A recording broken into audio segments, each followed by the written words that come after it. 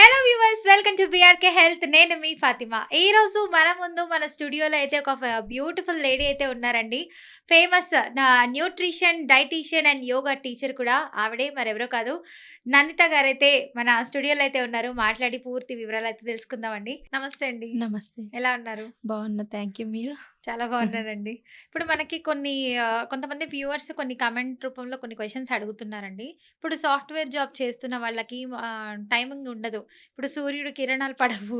So, ఇప్పుడు అలా కొంతమందికి ట్రాఫిక్ వల్ల పొల్యూషన్ పడక, కరెక్ట్ టైంకి స్లీప్ లేక, ఫుడ్ చేంజెస్ వచ్చేసి అంటే సన్నగుండే వాళ్ళు లావైపోతున్నారు. లావు ఉన్న వాళ్ళు ఇంకా లావైపోతున్నారు.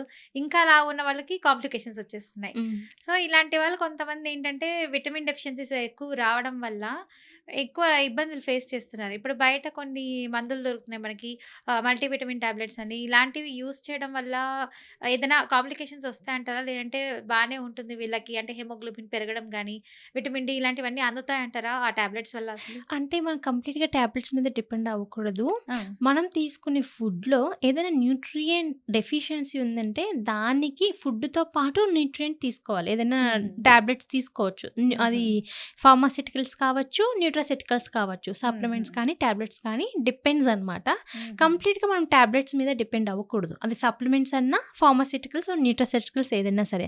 సో, హుహు. మన లైఫ్ స్టైల్ ఎలా ఉన్నా, మనం ఎంత బిజీగా ఉన్నా సరే, మనం తీసుకునే డైట్‌లో అనేటివి మనం డెఫినెట్‌లీ హ్మ్. కాన్షియస్. ఎందుకంటే ఔట్ ఆఫ్ 5 పీపుల్‌లో 5 people out of 1 or 2 people dying with nutritional deficiencies. ఇప్పట్లో హుహు. మనం చూసుకుంటున్నయితే. అవును. అంటే దీని ప్రకారం మనం చెప్పుకోవాల్సింది ఏంటంటే న్యూట్రియంట్స్ మనం తీసుకునేది ఎలా తీసుకుంటున్నాం అనేది ఇంపార్టెంట్. హుహు. అది ఫార్మాస్యూటికల్స్, న్యూట్రాస్యూటికల్స్‌లో తీసుకుంటే మనకు కావాల్సిన ఫైటోన్యూట్రియంట్స్ అంటే ఇమ్యూనిటీ బిల్డ్ చేసే ఫైటోన్యూట్రియంట్స్ కానీ, యాంటీ ఆక్సిడెంట్స్ కానీ మనకి సప్లిమెంట్స్ త్రూ రావు. అది హుహు. ఓన్లీ ఫుడ్ త్రూనే వస్తుందనమాట.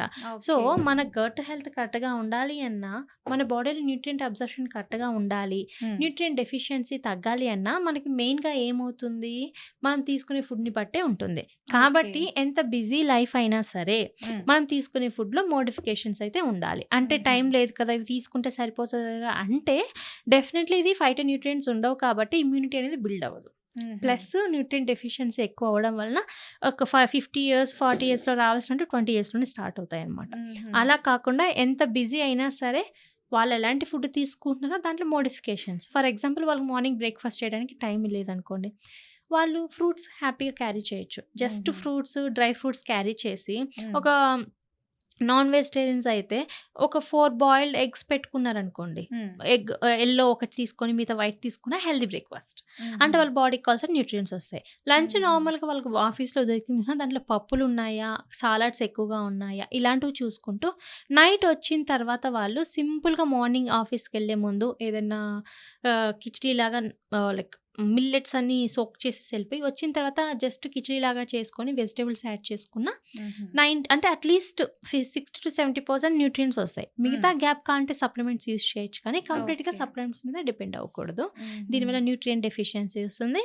అండ్ కరెక్ట్‌గా ఫుడ్ తీసుకోకపోతే గట్ హెల్త్ అనేది తగ్గుతుంది కాబట్టి మన హుహు. గట్‌లోనే మనకి important nutrients like vitamin A కానియండి, వైటమిన్ ఈ, వైటమిన్ కే, హ్మ్. వైటమిన్ డి ఇలాంటివన్నీ మన గట్‌లోనే ప్రొడ్యూస్ అవుతాయి. హుహు. సెరోటోనిన్ హార్మోన్స్ కానియండి అన్నీ ఓకే. గట్‌లోనే ఉంటాయి. ఆ హుహు. గట్ కరెక్ట్‌గా లేకపోతే మనకి న్యూట్రియంట్ అబ్జర్ప్షన్ కానియండి, న్యూట్రియంట్ ప్రొడక్షన్ నేచురల్‌గా ఉండదు. సో, ఆ హుహు. గట్ హెల్తీగా ఉండాలంటే డెఫినెట్‌లీ ఫుడ్ సోర్సెసే మెయిన్. హుహు. సప్లిమెంట్స్ కాకుండా. గట్ ప్రాపర్‌గా వర్క్ చేయకపోతే అండి, ఇప్పుడు మనకి కాన్‌స్టిపేషన్ ప్రాబ్లమ్స్ కూడా మెయిన్‌గా ఎక్కువైపోతాయంటారా? స్టార్ట్ అవుతది కాన్‌స్టిపేషన్. హుహు. ఎందుకంటే ఎలిమినేషన్ ప్రాసెస్, అబ్జార్ప్షన్ ప్రాసెస్ అంతా గట్‌లోనే ఉంటది కాబట్టి గట్ హ్మ్. కట్టగలేదంటే వచ్చేది బ్లోటింగ్, ఎసిడిటీ, కాన్‌స్టిపేషన్, హుహు. ఇండైజెషన్, హ్మ్. ఎక్సెస్ ఎసిడిటీ ఇలాంటివన్నీ స్టార్ట్ అవుతాయి. కాబట్టి గట్ కరెక్ట్‌గా ఉండాలి. గట్ కరెక్ట్‌గా ఉండాలంటే లైఫ్ స్టైల్ చేంజెస్, హ్మ్. ఫుడ్ హ్యాబిట్స్ కరెక్ట్‌గా ఉండాలి. హుహు. ఎలాంటివి తీసుకుంటున్నాం, హ్మ్. ఎంత వాటర్ తీసుకుంటున్నాం, ఎంతసేపు నిద్రపోతున్నాం అనేది ఇంపార్టెంట్. ఓకే. అయితే ఇప్పుడు ఈ సాఫ్ట్‌వేర్ వాళ్ళు ఇప్పుడు సూర్యుడితో సంబంధం లేకుండా వర్క్ చేస్తున్నారు యూఎస్ కంపెనీస్‌కి ఇలాగా. సో, అలాంటి వాళ్ళు ఎలాంటి ఫుడ్ ఐటెమ్స్ తింటే మంచిదంటారు? సో, అలాంటి వాళ్ళు ఎక్కువగా వాళ్ళు తీసుకునే డైట్‌లో ఎక్కువగా సాలడ్స్, హ్మ్. Fruits and protein rich foods sprouts కానియండి, వెజిటేరియన్స్ అయితే, నాన్ వెజ్ అయితే ఎగ్స్ కానీ, చికెన్ బ్రెస్ట్, హ్మ్. చేపలు క్వాంటిటీ 100-120 గ్రామ్స్ వరకు ఉండొచ్చు. Eggs okay. అయితే 3-4 వరకు మెయింటైన్ చేయొచ్చు. హుహు. స్ప్రౌట్స్ అనుకోండి ఫర్ ఎగ్జాంపుల్ 1 మీల్ తీసుకున్న వాళ్ళు ఫర్ ఎగ్జాంపుల్ కిచిడి అనుకోండి. ఒక కొద్దిగా రైస్ తీసుకున్న, రైస్ ఒక 50 గ్రామ్స్ తీసుకుంటే డెఫినెట్‌లీ 50 గ్రామ్స్ దాల్ ఉండాలి. హ్మ్. మూంగ్ దాల్ ఏది పర్వాలేదు.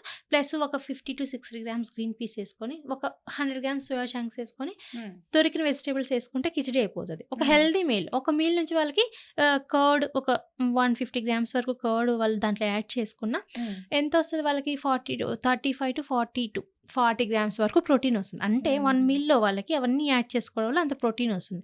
ఎంత హుహు. టైం లేకపోయినా అట్‌లీస్ట్ 1 మీల్ అలా ఉన్నట్లయితే వాళ్ళకి డిసీజ్ రాకుండా ప్రివెంట్ చేసుకోవచ్చు. హుహు. Okay. Thank you so much thank అండి. యూ. మంచి ఇన్ఫర్మేషన్ ఇచ్చారు.